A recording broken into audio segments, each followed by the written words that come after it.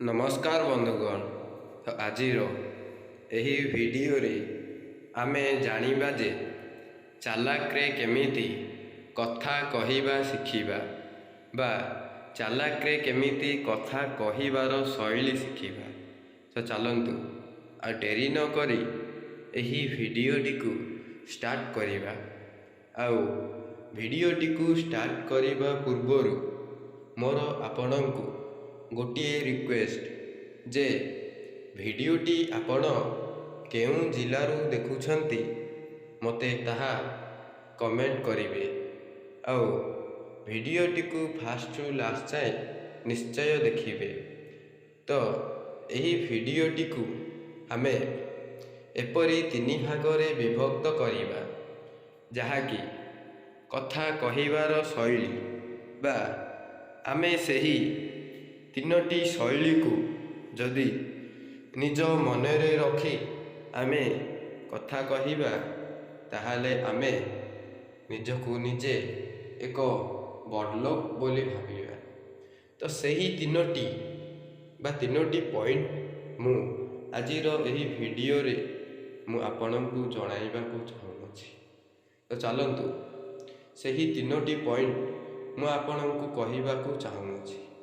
आ सही तीनोटी पॉइंट मध्यरु केवल गोटिए पॉइंट हेउछि, जदि आपण कौनसी एक व्यक्ति को चालाक्रे कथा कहिबा पई बा चालाक्रे कथा शिखाइबार कौशल आपण किपरि जानिबा उचित जे आपणकर उन्नति मध्य बहुत हेबाकू लागिबो।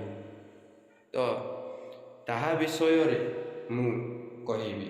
प्रथमे जदि निजको निजे एक शक्तिशाली बोली विवेचना करिवे तेबे ताहा आपणक पक्षे बहुत बड़ भूल अटे।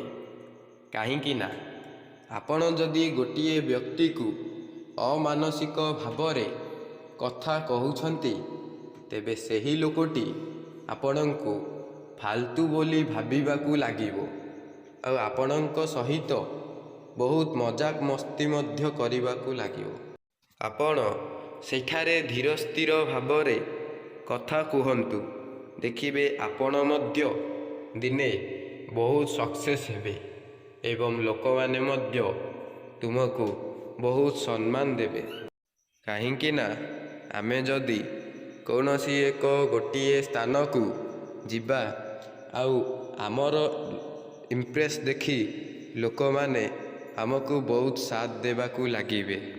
द्वितीय रे जदि आपण चालाक्रे कथा हेबाकू चाहुछंती तो आपणकू प्रथम रे निजे चुप रहिकी लोक मानंकू ध्यान देबा उचित।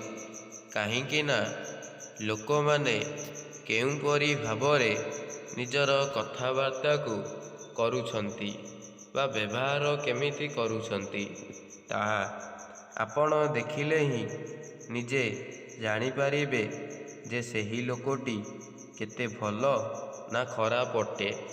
तेणु आपण गोटिए उत्तम चरित्र व्यक्ति भावरे परिगणित सेतेबेले हेबे जेतेबेले आपण निजे चुप रही निजकू एक उत्तम व्यक्ति बनाइबे। तेणु आपण चालाक्रे कथा हेबाकू हेले आपणकू प्रथम रे लोकंको कथा उपरे फोकस देबाकू पड़िबो। आउ आपणकू निजे निजे मध्य एक भल व्यक्ति बनाइबाकू चाहुथिले तो निजे मध्य चुप रहिकी निज मन को एक सांत्वना दियो जे मु केमिति लोक मानंको आगरे एक उत्तम चरित्रर व्यक्ति होई पारिबी। काहींकि ना गोटिए उत्तम चरित्र व्यक्ति हेबा बा चालाक्रे कथा हेबा शिखिबा एक पिला खेल नुहे। तेणु आपण निजकू निजे प्रथम रे शांत रखिबा उचित, ताहले जाई आपणक मनरे एक सांत्वना भाव सृष्टि हेबो। तृतीय रे आपण केवल गोटिए कथा मने रखिबा उचित जे जेउ लोक माने ଆପଣଙ୍କୁ ଏକ ଖରାପ ବ୍ୟକ୍ତି ଭାବେ ମାନୁଛନ୍ତି, ସେମାନଙ୍କୁ ଆପଣ ଖରାପ ଭାବନା ଦେଖାଇବା ଉଚିତ ଅଟେ। କାହିଁକି ନା ଯଦି ଆପଣ ସେଠାରେ ନିର୍ଦ୍ଦୋଷ ଭାବରେ କହିବେ ଯେ ମୁଁ ଗୋଟିଏ ଭଲ ବ୍ୟକ୍ତି, ତେବେ ଆପଣ କେବେ ମଧ୍ୟ ସେହି କଥାରେ ଉତ୍ତମ ହୋଇପାରିବେ ନାହିଁ। ତେଣୁ ଆପଣଙ୍କୁ ଚାଲାକରେ କଥା ଶିଖିବାକୁ ହେଲେ ତ ପ୍ରଥମରେ ଆପଣଙ୍କୁ ଯେଉଁ ଲୋକ ସମ୍ମାନ ଦେଉଥିବ, କେବଳ ସେହି ଲୋକଙ୍କ ପାଖରେ ହିଁ ଆପଣ ସମ୍ମାନ ଦେବେ। ଆଉ ଯେଉଁ ଲୋକ ପାଖରେ ବା ନିଜ ସାଙ୍ଗସାଥି ଯିଏକି ଆପଣଙ୍କୁ ବହୁତ ବଦମାସ ବୋଲି ମନୋନୀତ କରିଥାନ୍ତି, ତ ସେମାନଙ୍କ ପାଖରେ ଆପଣ ବହୁତ ଫାଲତୁରେ ମଧ୍ୟ କଥା ହୋଇପାରିବେ। କିନ୍ତୁ ସବୁବେଳେ ମନେ ରଖିବେ ଯେ ଯେଉଁ ଲୋକ ତୁମକୁ ଭଲ କହୁଥାଏ ଆଉ ସମ୍ମାନ ମଧ୍ୟ କରୁଥାଏ, ଆପଣ ସେହି ଲୋକ ପାଖରେ କେବେ ମଧ୍ୟ ଏଭଳି ଭାବନା ରଖିବେ ନାହିଁ। ଆଉ ଏହି ସମାଜରେ ଯେଉଁ ବ୍ୟକ୍ତି ଚାଲାକରେ କଥା କହିବା ଶିଖିଯାଏ, ତ ସେହି ବ୍ୟକ୍ତି ହିଁ ଏହି ଦୁନିଆରେ ବହୁତ ଆଗକୁ ଯାଇପାରେ। ଆଉ ଲୋକମାନେ ମଧ୍ୟ ତାକୁ ବହୁତ ସମ୍ମାନ ଦେବାକୁ ଲାଗିବେ। ତେଣୁ ଆପଣ ମଧ୍ୟ ଏହିପରି ବ୍ୟକ୍ତି ହେବାକୁ ଚାହୁଁଥିଲେ ଏହି 3ଟି ଟିପ୍ସକୁ ସବୁବେଳେ ମନରେ ରଖିବାକୁ ଚେଷ୍ଟା କରିବେ। ତ ସାଙ୍ଗମାନେ, ଆଜିର ଏହି ଭିଡ଼ିଓଟିକୁ ମୁଁ ଏଇଠି ଷ୍ଟପ୍ କରୁଛି। ପୁଣି ଦେଖା ହେବା ଆଉ ଗୋଟିଏ ନ୍ୟୁ ଭିଡ଼ିଓରେ। ତ ସେତିକି ପର୍ଯ୍ୟନ୍ତ ମୁଁ ରହୁଛି।